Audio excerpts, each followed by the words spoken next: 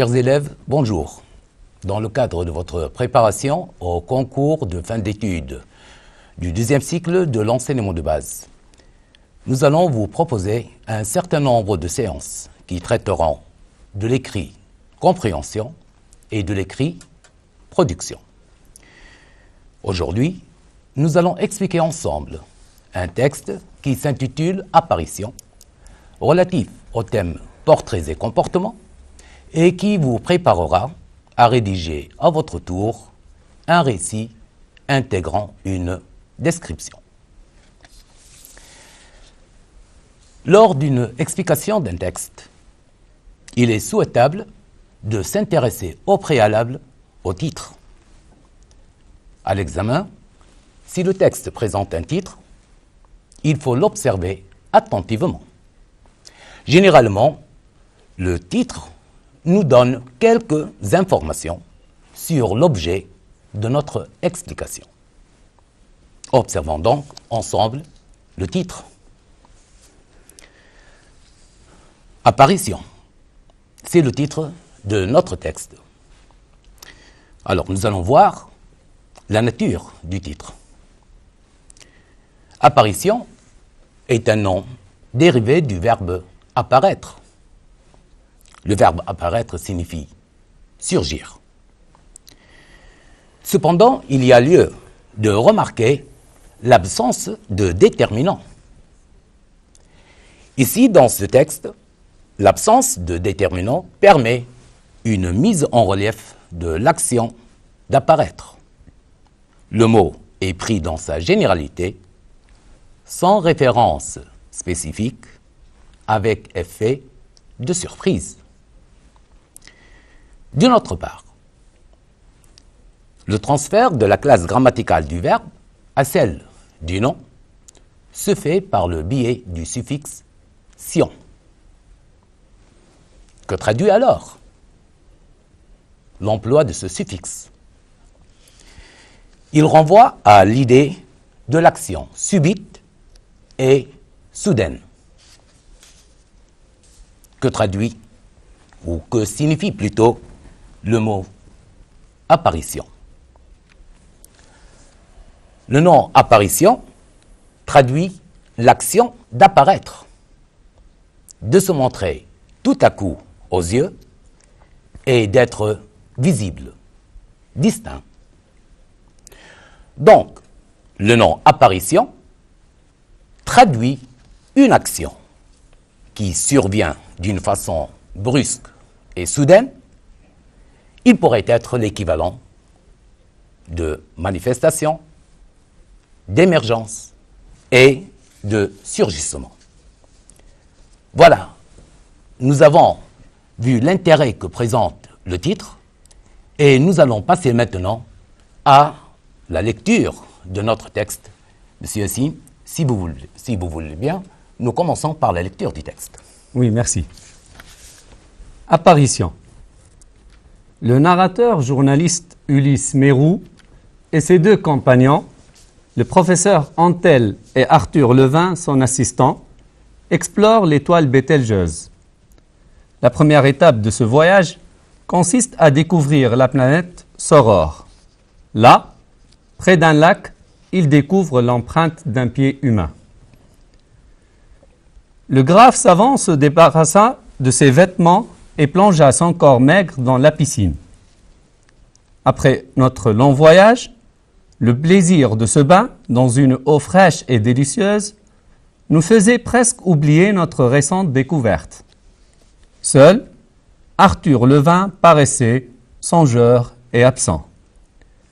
J'allais le plaisanter sur son air mélancolique quand j'aperçus la femme juste au-dessus de nous, juchée sur la plateforme rocheuse d'où tombait la cascade. Jamais je n'oublierai l'impression que me causa son apparition. Je retins ma respiration devant la merveilleuse beauté de cette créature de Saurore qui se révélait à nous, éclaboussée d'écume, illuminée par le rayonnement sanglant de Bételgeuse. C'était une femme, une jeune fille plutôt, à moins que ce ne fût une déesse. Elle affirmait avec audace sa féminité à la face de ce monstrueux soleil. Certes, nous étions privés de points de comparaison depuis 2 années, mais aucun de nous n'était enclin à se laisser abuser par des mirages. Il était évident que la femme qui se tenait immobile sur la plateforme, comme une statue sur un piédestal, possédait le corps le plus parfait qui pût se concevoir sur la terre. Levin et moi restâmes sans souffle, éperdus d'admiration. Et je crois bien que le professeur Antel lui-même était touché. Debout, penché en avant, les bras légèrement relevés en arrière dans l'attitude d'une plongeuse qui prend son élan, elle nous observait et sa surprise devait égaler la nôtre. Après l'avoir contemplée un long moment, j'étais si bouleversé que je ne pouvais discerner en elle des détails.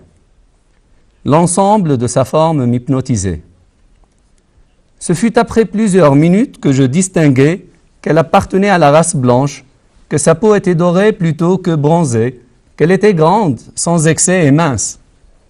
Ensuite, j'entrevis comme dans un rêve un visage d'une pureté singulière.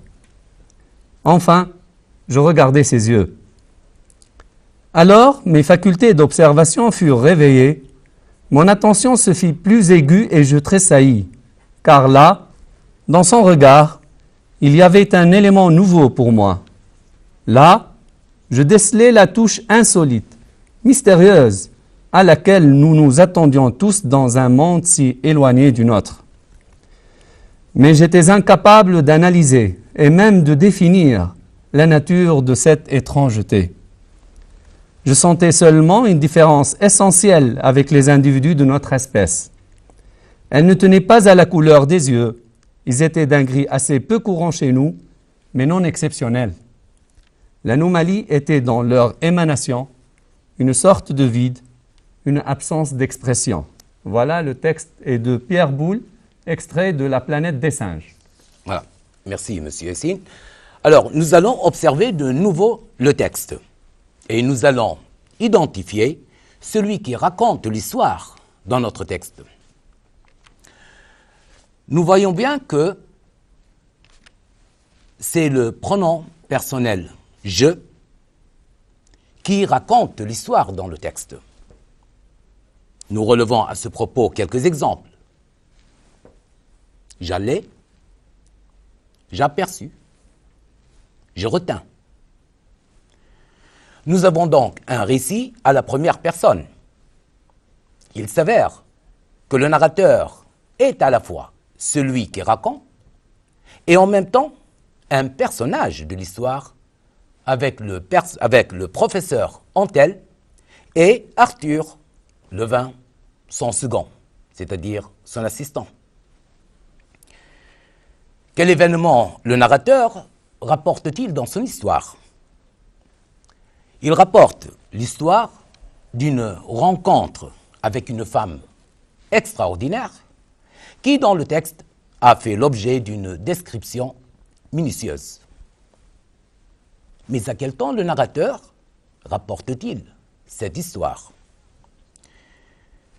Nous allons, pour ce faire, relever les temps verbaux les plus récurrents dans le texte et voir, par la suite, dans quelle partie ils sont employés. Donc, on observe ensemble le texte et nous constatons que chaque fois que le narrateur raconte une suite d'événements, il recourt au passé simple. L'on cite à titre d'exemple, se débarrassa, plongea, j'aperçus, retint. Par contre, lorsqu'il décrit, il utilise l'imparfait. Et là également, nous relevons quelques exemples de verbes qui sont employés ou qui sont conjugués à l'imparfait. Paraissait, j'allais, c'était. Donc, dans ce texte, les temps verbaux les plus récurrents sont le passé simple et l'imparfait. Nous relevons également des indications temporelles telles que, après notre long voyage, quand j'aperçus la femme, après l'avoir contemplée un long moment, après plusieurs minutes, ensuite, enfin, alors. Ceci nous permet de conclure, bien sûr, à la lumière de tous les indices relevés, que nous pouvons dire que notre texte est un récit à la première personne et au passé, et qui intègre alternativement des séquences narratives et d'autres descriptives. Nous pouvons maintenant, M. Essine, annoncer le plan de notre travail. Oui. Donc, nous vous proposons ces différents axes de réflexion. Le premier est intitulé « Une histoire extraordinaire ». Le deuxième, « Portrait d'un être d'exception ». Le troisième, « Une rencontre bouleversante ». Donc, pour traiter notre premier point, concernant l'histoire extraordinaire, nous allons de prime abord relever les personnages et les circonstances de l'histoire. Oui, M. Samy.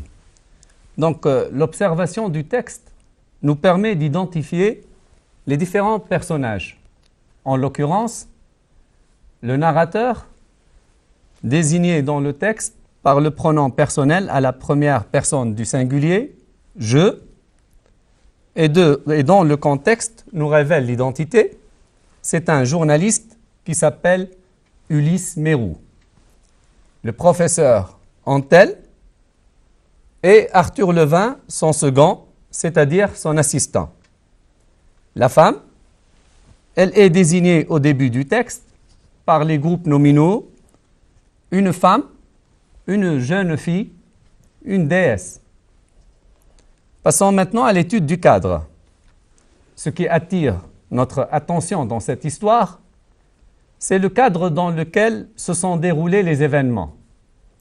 En effet, nous remarquons que les caractéristiques du cadre dans lequel se passe l'action relèvent à la fois du réel et du fantastique.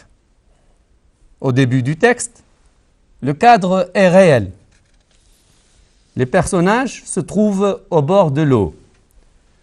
Nous relevons les indications suivantes: piscine, la plateforme rocheuse, la cascade. Nous pouvons également relever des événements qui confèrent au cadre de l'histoire un aspect merveilleux. Par le rayonnement sanglant de Bételgeuse, à la face de ce monstrueux soleil, mirage, comme dans un rêve, dans un monde si éloigné du nôtre. Nous sommes en présence, par conséquent, de personnages auxquels le narrateur confère des attributs réels et fantastiques, et qui fait évoluer dans un cadre dont les attributs relèvent également du réel et du fantastique. Effectivement, donc nous allons procéder maintenant à une petite récapitulation concernant le relevé que nous venons de faire ensemble. Et en effet, dans cet axe que nous venons d'étudier ensemble, nous avons identifié les personnages, en l'occurrence le narrateur désigné par le pronom personnel « je ». Nous avons identifié également le professeur Antel, son assistant Arthur Levin et la femme qui est désignée à travers ces groupes nominaux, la femme, une jeune fille, une déesse. Également, nous avons identifié le cadre, un cadre qui se caractérise par son aspect à la fois réel et merveilleux. Et là, pour marquer l'aspect réel, nous avons relevé les expressions suivantes: une piscine, plateforme rocheuse, cascade. Par contre, l'aspect merveilleux se traduit à travers ou par les expressions suivantes: le rayonnement sanglant de Bételgeuse à la face de ce monstrueux soleil, mirage, comme dans un rêve, dans un monde si éloigné du nôtre. Voilà, M. Yassine, nous pouvons, dans ce cas-là, faire notre première synthèse partielle. Oui, tout à fait. Donc, le narrateur et ses compagnons, le professeur Antel et Arthur Levin, son second, se retrouvent après un long voyage dans un lieu d'aspect merveilleux et en présence d'une femme tout aussi mystérieuse et insolite. Dans ce texte, il semble que nous sommes en présence de personnages à la fois réels et insolites et d'un cadre tout aussi réel et insolite. Ceci nous amène, M. Samy, à nous pencher sur le personnage de la femme dans une deuxième partie de l'explication que nous intitulons Portrait d'un être d'exception. Effectivement. Et c'est dans ce cadre qui est à la fois réel et irréel que le narrateur campe le personnage d'une femme qui n'est pas moins irréel que le cadre dans lequel elle évolue. Le narrateur interrompt son récit pour insérer le personnage de la femme et la description qu'il fait d'elle. Et nous relevons à ce titre l'expression suivante: quand j'aperçus la femme. La conjonction de subordination quand fait intervenir une nouvelle étape dans le récit. Elle permet à la fois la transition dans le récit et présente l'objet de la description, c'est-à-dire la femme. Celle-ci sera décrite à travers le regard du narrateur, désigné dans cette expression par le pronom personnel « je ». Donc c'est à travers le regard du « je », à la fois personnage de l'histoire et narrateur, que la description se fait. Nous allons voir maintenant de quelle façon le narrateur procède à la description de cette femme, autrement dit, de quelle façon est organisée sa description. Et nous allons commencer par relever les éléments décrits. Tout d'abord, ce personnage est annoncé à travers des termes génériques qui traduisent sa manifestation. Apparition, cette créature, c'était une femme, une déesse, le corps, l'ensemble de sa forme appartenait à la race blanche. Nous constatons par conséquent que dans sa description du personnage de la femme, le narrateur part du général au particulier.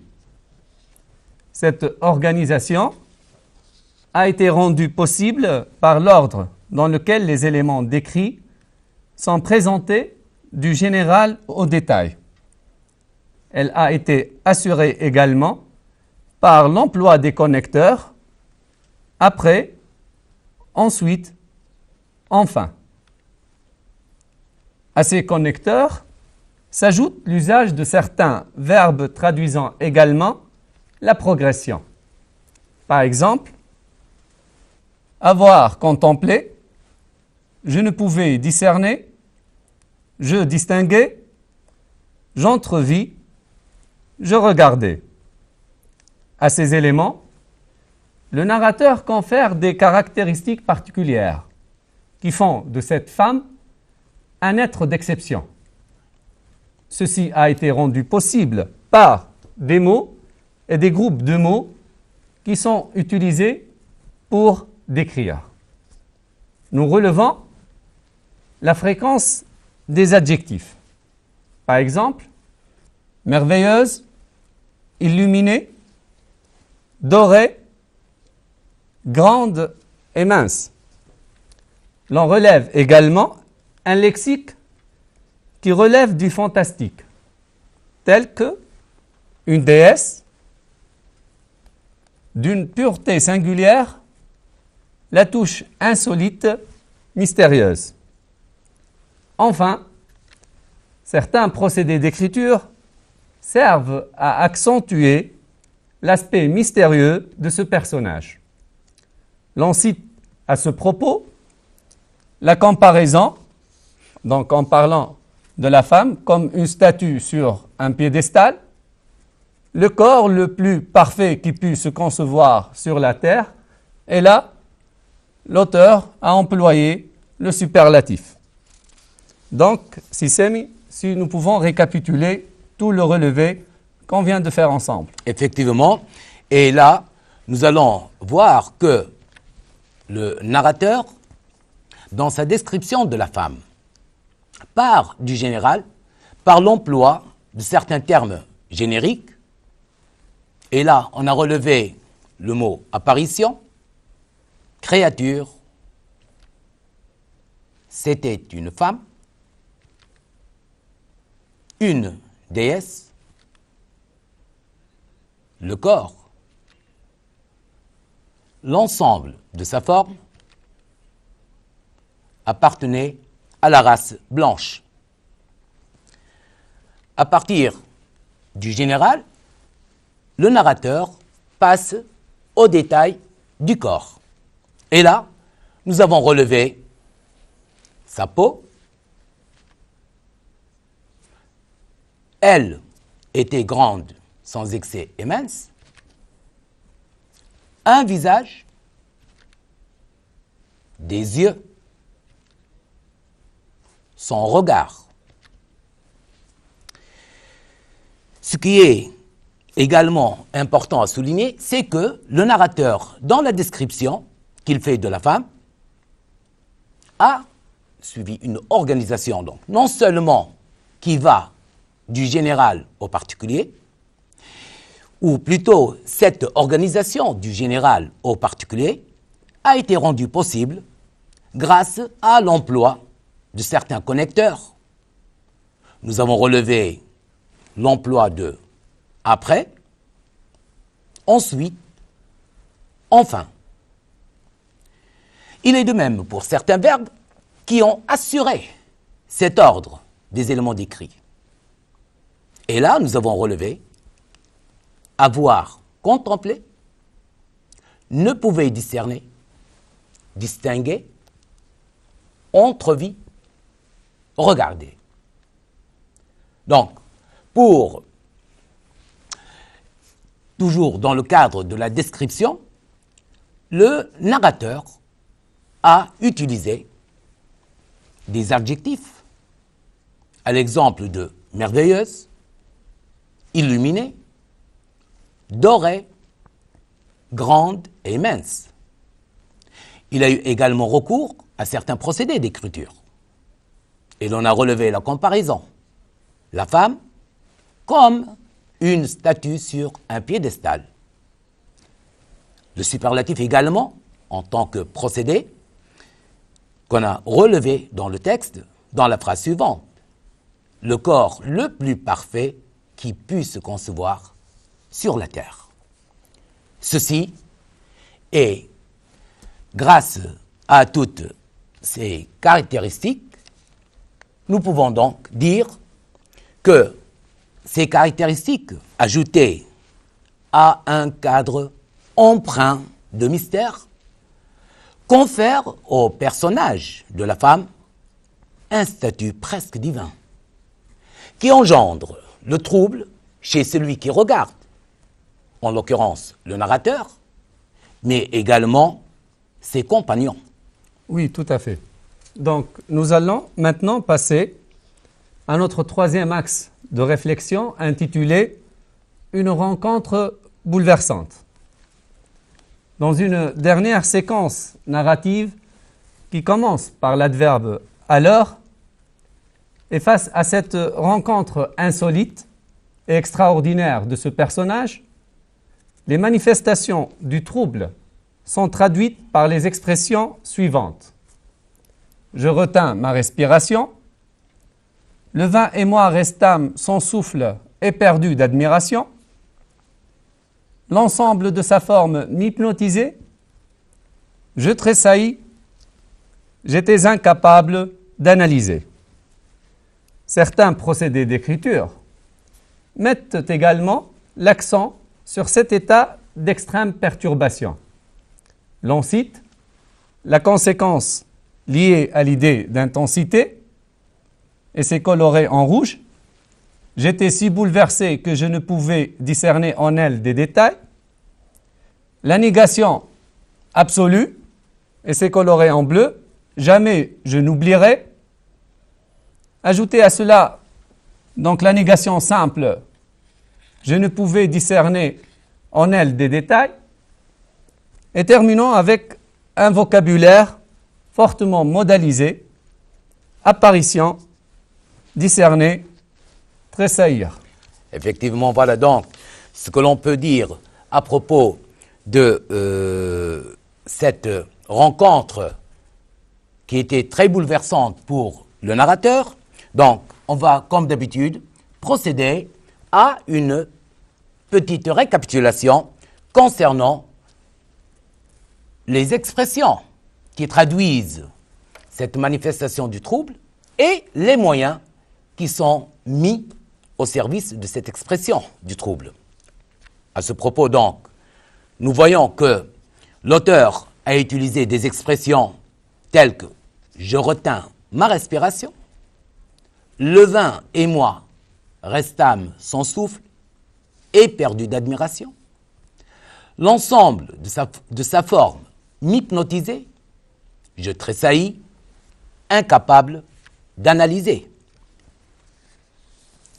Pour mettre en relief ces manifestations de trouble, le narrateur a eu recours à un certain nombre de procédés d'écriture. L'on cite la conséquence liée à l'idée d'intensité. Dans la phrase suivante, j'ai été si bouleversé que. On a relevé également la négation absolue. Jamais je n'oublierai. La négation simple, je ne pouvais discerner. Et enfin, un vocabulaire fortement modélisé. Apparition, discerner, tressaillir. Donc, Sissem, si vous permettez, là, ce sont les procédés d'écriture utilisés par l'auteur pour marquer les manifestations du trouble. Exactement. Donc, on va terminer par une synthèse partielle. Effectivement. Et là, il faut dire que tout ce qu'on vient de voir, tous les éléments que nous venons de relever, tout cela traduit donc la conséquence de cette apparition sur l'état psychologique du narrateur dans tout le texte. Cet état est néanmoins décrit avec plus d'acuité dans le dernier paragraphe, surtout par l'emploi de l'adverbe « alors » dans la phrase suivante. « Alors, je tressaillis, je décelai. » Enfin, M. Yassine, pour clore avec notre première explication du texte, quel bilan pouvons-nous faire à propos de ce texte? Donc on peut conclure que dans ce texte, le narrateur raconte l'histoire d'une rencontre insolite avec une femme dont les caractéristiques font d'elle un personnage mystérieux. Les conséquences de cette rencontre vont jusqu'à affecter l'état d'esprit du narrateur témoin. Voilà. Ainsi, chers élèves, s'achève notre première explication. Mais avant de vous quitter, nous vous proposons un exercice de production. Car, comme vous le savez, lire, c'est construire un sens. Et c'est une manière de réécrire l'histoire. Voici donc l'exercice que nous vous proposons. Alors, à la manière du narrateur, et dans un paragraphe de 5 lignes, faites le portrait de votre père ou de votre mère, en insistant sur ses caractéristiques physiques et ses qualités morales. Vous pouvez également vous inspirer des ressources linguistiques suivantes. Pour ce qui est de l'aspect physique, vous pouvez mentionner l'âge, l'allure générale, la forme du visage, les cheveux, le front, le nez, le regard, la voix, la démarche, le geste, la peau, etc.